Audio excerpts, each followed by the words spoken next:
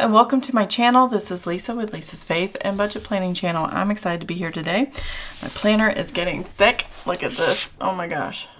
But if you look at it from this way, it's really thick up here where I've got those stickers, but it kind of thin in the middle. So yeah, it bows a lot. If it looks funny on camera, that's the reason why. But welcome to my channel. I'm excited to have you here. If you're new, welcome. I am excited to go on this journey with you on staying consumer debt free and doing my paycheck to paycheck budgets. We are setting up Paycheck 3, but before I can set up Paycheck 3, I have to close out Paycheck 2. So let's go to that. And yeah, there's a lot happening here. There's so many things going on. So some changes had happened. I did have extra income that I was not expecting. That was kind of cool. Especially from where it came from, I was definitely not expecting that. I have my actuals on what are variable, which is what I'm going to put in from my weekly check-ins. I know what the spending is, and then I'm going to balance all the numbers. I was guessing that I would be negative 246.11. I'm way over this number, so this number doesn't even matter anymore, which is why I use a sticky note. And we are going to find out what negative number I am balancing over to Paycheck 3 in order to pay for all the spending in Paycheck 2. My paycheck to paycheck budgets are all about my checking account, but all the spending in the variable side and a few of the bills actually go on the credit card. So that kind of is a holding place for me until paychecks happen in order to pay for it. I don't wait till the end of the month to pay for everything, but if I need to leave it holding there on the credit card, I do pay it off every month for sure. I try very hard to pay it off every week and pay as much as I can every week off. So there's always some kind of payment made. I make 3 to 5 payments a month, sometimes even more, depending on if there's like sinking funds and things like that need to be taken care of as well. That goes on the credit card. I do this not because I want the rewards or the points on my credit card, though I happen to have a rewards credit card. That's not the reason why I do it. The reason I do it is to make sure we have healthy credit in case we are in need of any kind of loan and get a lower interest rate for that. It's hard to get loans without any credit history, and it's hard to get low interest rates. So like if we decide one day to refinance our home, it's good to have good credit, and that's the reason why we kind of keep our credit card open. It's the longest revolving debt that we have, and we just make sure it just stays paid off, and we've not had any issue with that affecting our credit in any negative way. So there you go. All right. To the actual numbers for Paycheck 2, we spent way too much money in groceries and household. And that is right now sitting at, for Paycheck 2, $748.94. Whew, that's a lot of money. Inflation is bad. I'm going to zoom in for a second. Inflation is bad, and me living this mindset that I have for abundance has really, or sometimes it's called not just abundance lifestyle, but a salary creep, like a lifestyle creep. That's what they call it. I call it living abundance because I know we have the funds to pay for it. But I don't want to get stuck in a place where I don't have the money to pay for things. So, and with inflation, I just want to take back control a little bit more and tighten up the groceries and the household and stuff like that. Restaurants was $238.30, which is pretty reasonable for us because sometimes we go really overboard on that. One of these dinners, $71 of it was an anniversary dinner, which was not typical. So normally it would not be this high, and that's fine. Let's see here. $62.41 was miscellaneous. The lowest I think we've ever done is miscellaneous. Wow. Gasoline, we had 194.80, and that's because we needed to put, well, we have this very large gas can that we use for our lawnmower, and we keep it stored with our lawnmower. And we have a riding lawnmower for our property, and I think once every 2 or 3 months, my husband has to fill it up, and it's about 14 gallons or more. And so it was like he spent extra gas that we normally don't spend. We didn't travel anywhere. We just got extra gas for what we needed. And that should be good enough for us. Copay, let's see, how much did we spend in copay? Not a whole lot, $11.13. If you see my weekly check-in, you would have seen these, not these totals, but the week 3 and week 4 of the weekly check-ins are these totals. Unbudgeted, I do have $352.25. That was my Sara Marie stickers and my husband's clothes for $5.11. It's a brand of clothes that he buys, and so that is sitting right there. So we're going to pay it off with the buffer checking account. Really, it's actually going to be paid off with Paycheck 3 when we borrow the money from that. But we've already spent it on the credit card, so I got to pay the credit card back. And we are going to total up these. Now this last one here is part of an income that came in. So as you see up here, I have $61 deposited, and then I also have $790.47 deposited. Well, both of these have to do with the mortgage. The $61 was the discount I got from our homeowners insurance company. I didn't get it in last year, but they went ahead and refunded me for, I don't know if they refunded me for last year and lowered the price for this year, or if this is just a refund for this year. I'm not sure. But anyways, they gave me $61. It only dropped my annual policy by $61. So it wasn't a whole lot of money, but it was nice to have. And they sent it in a check, and I deposited it, and it was not a big deal. But then my mortgage company, because we've lived in our house for a year, they did their annual escrow adjustments and stuff, and there was a major surplus. So they wrote us a check of $790.47, and I've never had that before. I've paid $400 for property tax changes in our escrow account before with our previous house, but I didn't realize they were overcharging us by this much here. So when we moved into this house, so hopefully they've got it adjusted. My mortgage is actually dropping in October 1st a little bit by $27.50 a month, which is kind of nice. It almost put it like right at $1,900. So that's going to be interesting with the deposit that I make, not deposit, but payment for principal only payment combined with that. So that's going to be interesting to see going into October and all those changes. So that's why I have this number here. I'm transferring it to a money market account that I have with my bank. And since we got this extra cash, and my husband and I, the night before, literally before we got this, we just planned out when we are going to one more trip this year in November, the first week of November or something like that.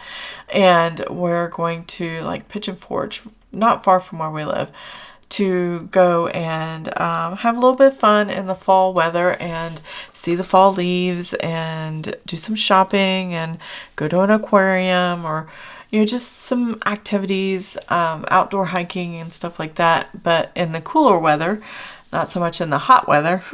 I don't like that. And so this is like our spending money for that. And maybe not all of it, but some of it. And that's why I put it in the money market account, to have a little more extra interest than what a regular checking account has. Now that I have all my actual numbers and everything is good to go, I need to total up how much income I have, and then subtract my fixed expenses, and then total up my variable, because I already know the total for my fixed, and find out how much we are over budget in this time period, and find out what we're going to pay out of Paycheck 3 from for Paycheck 2. So let's go ahead and do that.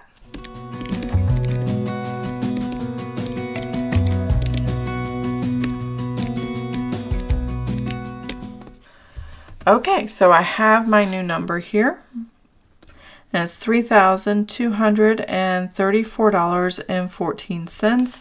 I did balance forward a negative number from Paycheck 1 to 2, made the payments of what that was, and then shorted myself here as well. I don't recommend doing it this way, especially if you're limited on cash or you don't have a way of kind of holding it until that one big check comes and where you have the most disposable income. But this is how we've done it, so that's what I'm showing you. And then I need to total up here these variable expenses, so I'll be right back.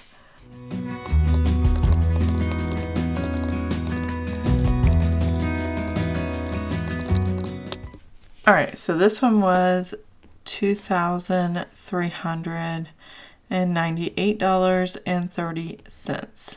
There we go. Whew, lots of money transactions here. Lots of things happening. Get this up a little bit higher. So I'm going to take the $3,234.14, subtract these fixed expenses of $1,292.47, and subtract $2,398.30. And that gives me a negative $456.63. So now this money transfer has already happened, and I basically deposited it in a checking account and just moved it into a savings as if it never happened.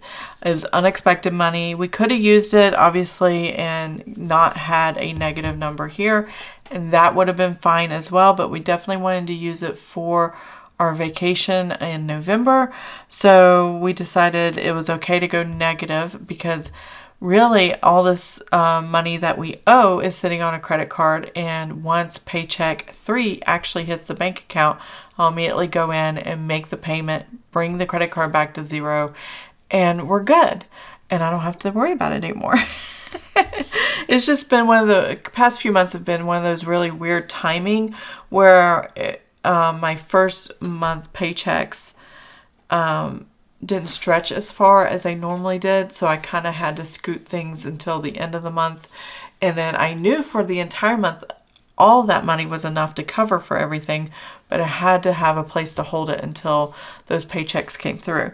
And tomorrow is when the paycheck comes through on Friday, and I'm actually filming this on Thursday, but I can always do the numbers because I know what's coming in. So now that I know, and I shouldn't have taken that number out, it is negative 456.63. I can take that negative number and set it here in my Paycheck 3. All right, so I'm balancing forward this negative number, and I actually know most of my actuals here. So 456.63, 456.63. It matches my Excel spreadsheet. We are good to go there. And my husband's salary is $2,552.35 this time. It was a penny less, and that's just for tax adjustments and stuff like that. Towards the end of the year, they adjust it 1 penny one way or the other as they come up to the fiscal year in October, because it is a government project that he's on.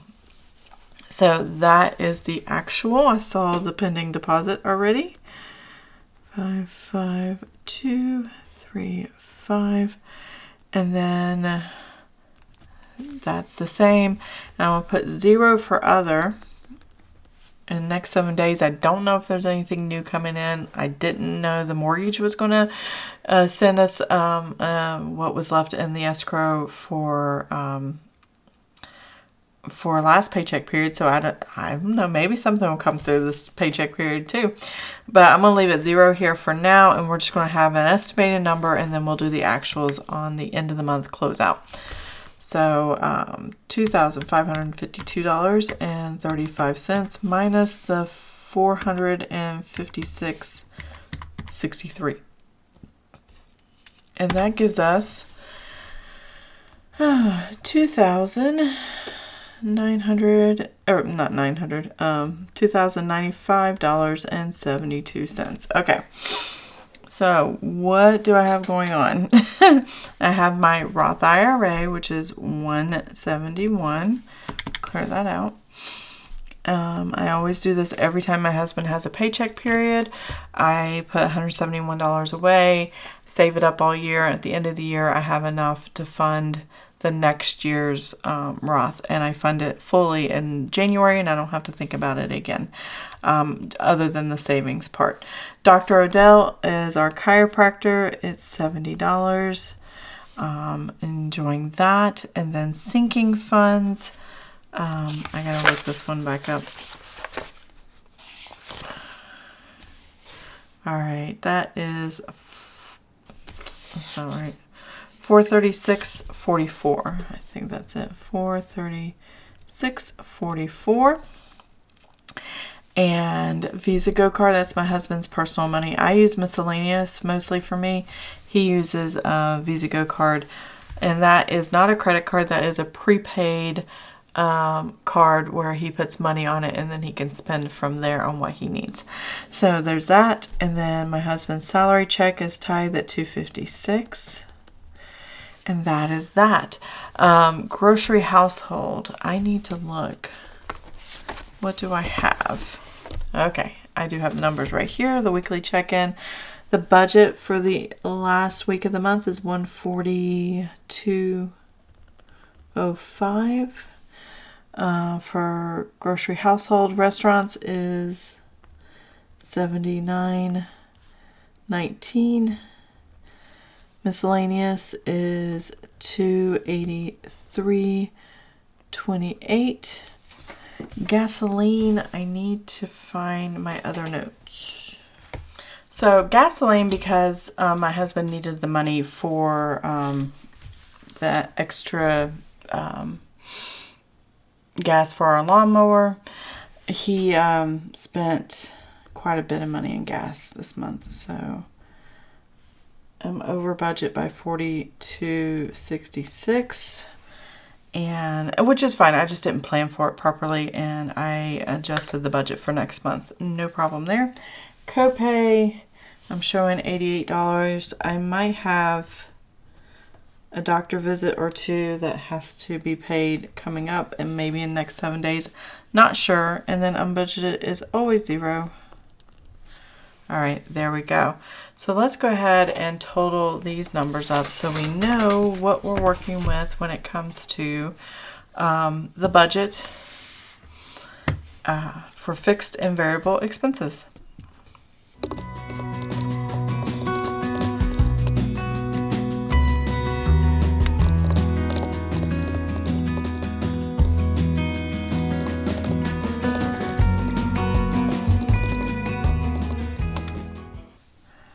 I'm showing $550.73. I'm not sure if I should have subtracted that out or not. Sometimes that throws me off. Normally I don't have negative numbers in this column, but yeah, I might be off because of that number, which is fine. I'll figure it out by the end of the month when the actuals come in. Let's see here. Okay, so let's total up the income minus this expense and this expense. And I'm actually changing this because I don't think I'm supposed to include that number. So let's do that real quick.